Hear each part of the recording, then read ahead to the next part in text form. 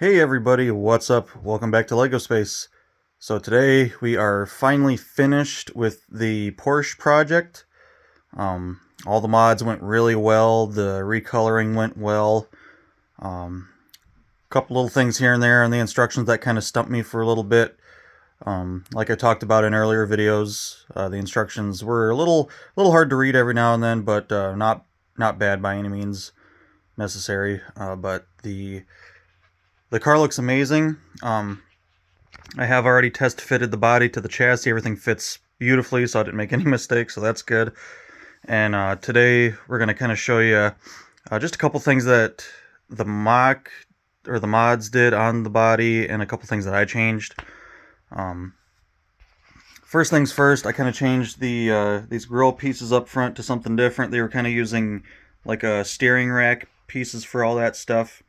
I kind of went with something a little different, just kind of change it up. Same thing with the intakes on the back here, or for the cooling.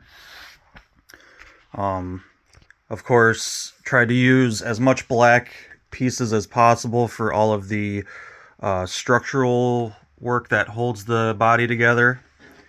Um, it is it's a little heavy in the front, and when you go to pick it up, the front has a little sag to it, but not terrible. You can pick it up one hand, two hands, and nothing breaks, pops, or falls off, so that's good.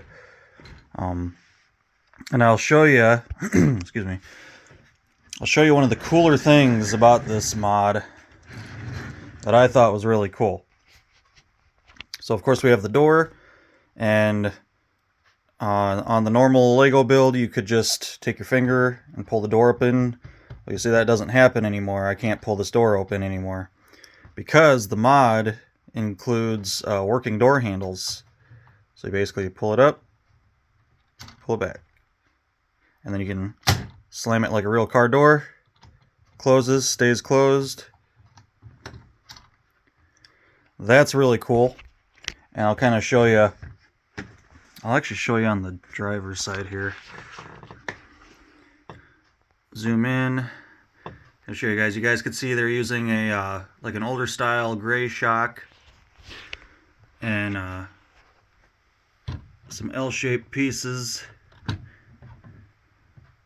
You guys can kind of see how that works.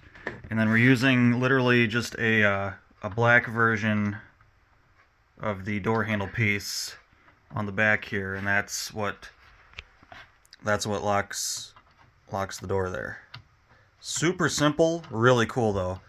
And with the angle that they're at, you can just take your finger, slam it. Let me zoom back out here.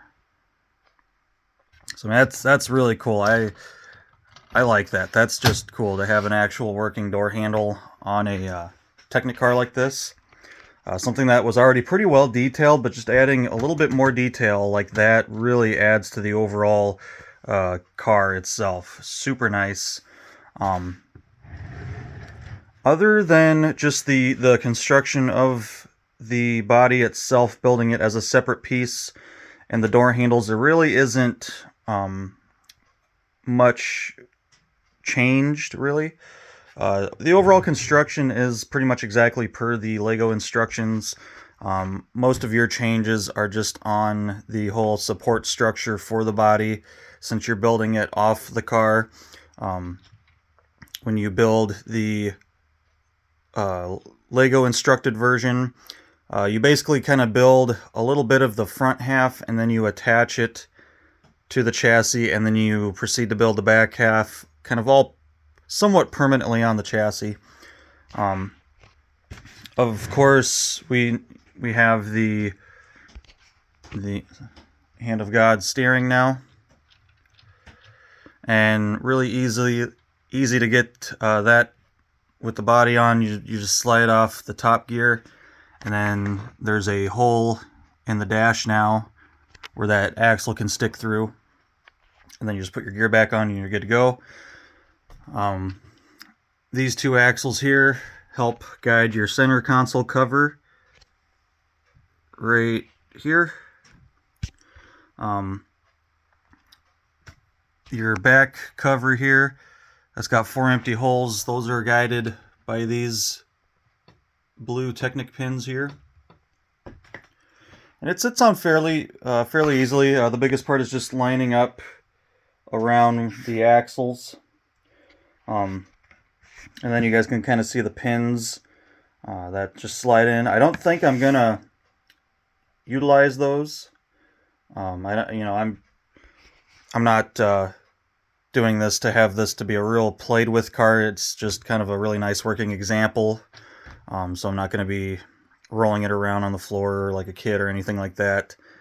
So I'll probably just leave the Technic pin slid out, so that way if I have friends over or anything, I can show them. I can just easily pull the Hand of God steering gear off and then just slide the body straight off. It's heavy enough where it sits on there really nice. Like I said, unless you throw it across the room, you're really not going to notice any differences on that. Now, what I'm going to try to do is I'm going to get the body on, and I'm going to try to set my phone up so that way you guys can see just how nice it slides on. It is, as of anything, you got to make sure everything lines up, so it might not just slide on there like butter.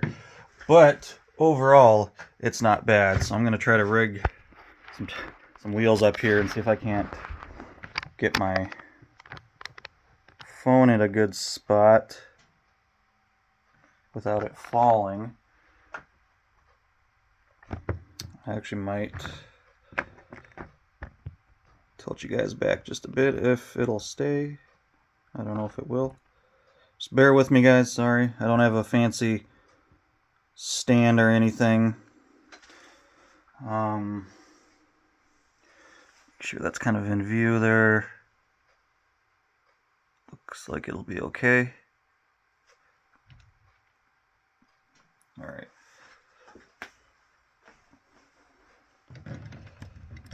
We'll take the body by the sides, and then you basically just want to try to line everything up.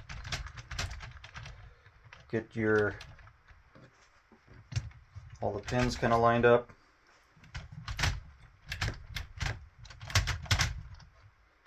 And just like that. That easy. And then take your gear. Put that back on. And then you guys can see just how, hopefully you guys can see, just how nice that works. Steering is a lot easier. You guys can kind of see how I can roll it back and forth. Suspension's a lot stiffer.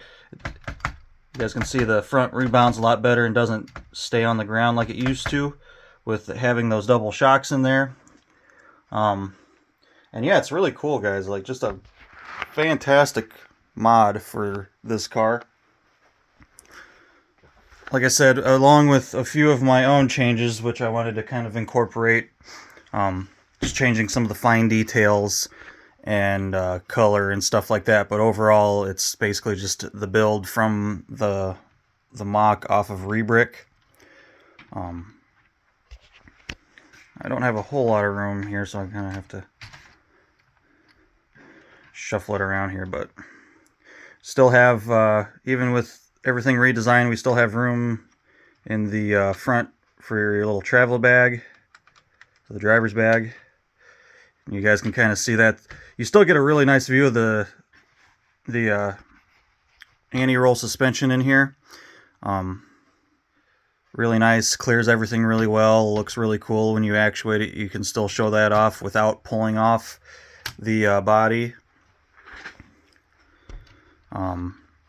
Like I showed you guys last time, I kind of replaced some of these parts with some silver painted ones, kind of add a little flair to it.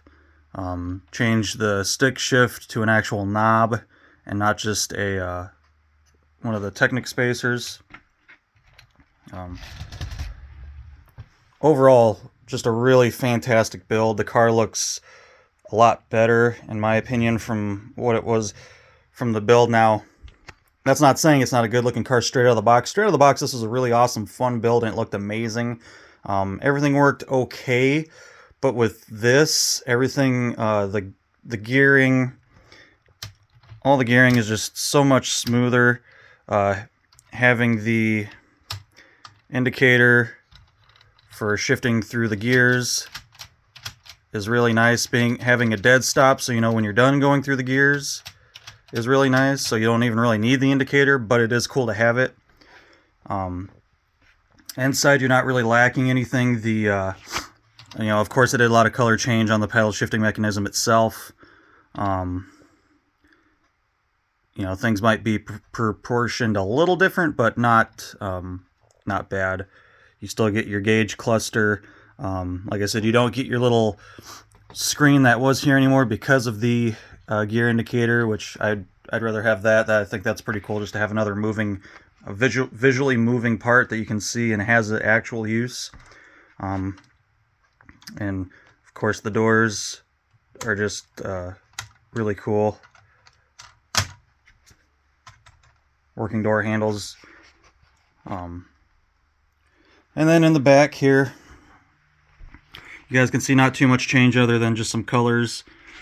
You guys can still lift up the back and get a view of the boxer engine down there. And yeah, I mean, it's really cool. The spoiler is still adjustable for how aggressive you want the aero to look on the car. Yeah, other than that, that's pretty much it for this series on the Porsche, guys. Hopefully you enjoyed the videos. I'm sorry my camera work isn't the greatest. Just kind of do this when I have time. I do work a lot, so I don't have a lot of time to edit. I don't have a fancy computer with editing on it or anything, so I know my videos are a little old school, but hopefully you guys enjoyed the content. And now that this one is done, we're going to be on to the Bugatti, which you can see is completely disassembled. We're going through and painstakingly cleaning and dusting every single piece. Same exact thing I did before I started this project. Took the car completely apart. It took a lot of time to dust every single piece. And then I'm going to get my parts all together, get on my computer, get my parts list up and the instructions up for the mods, because we will be doing mods on this. Same modder that did the mock for this, JB70, has a nice mock for the Bugatti. Pretty much the same stuff, gear changes, suspension changes. I think we get working door handles again, which is pretty cool. And so yeah, you guys will be seeing that journey next. And I got something cool coming in the mail today, so I might do just a short little video on that and what I have planned for it.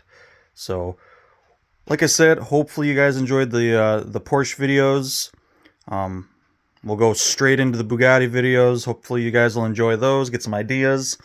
And yeah, thanks to all the new subscribers. This is a really new channel with not very many videos, and I'm already up to 18 subscribers, so I really appreciate you guys. Really appreciate the support. The people who leave comments, thank you very much. I'm glad you guys enjoy the content. I am sorry if it doesn't come as fast as I would like it to, or as fast as you would like it to. It's just time-wise. I do work a lot of hours, so I'm kind of pressed for time sometimes. But yeah, hopefully you guys enjoy it, and until next time, take care.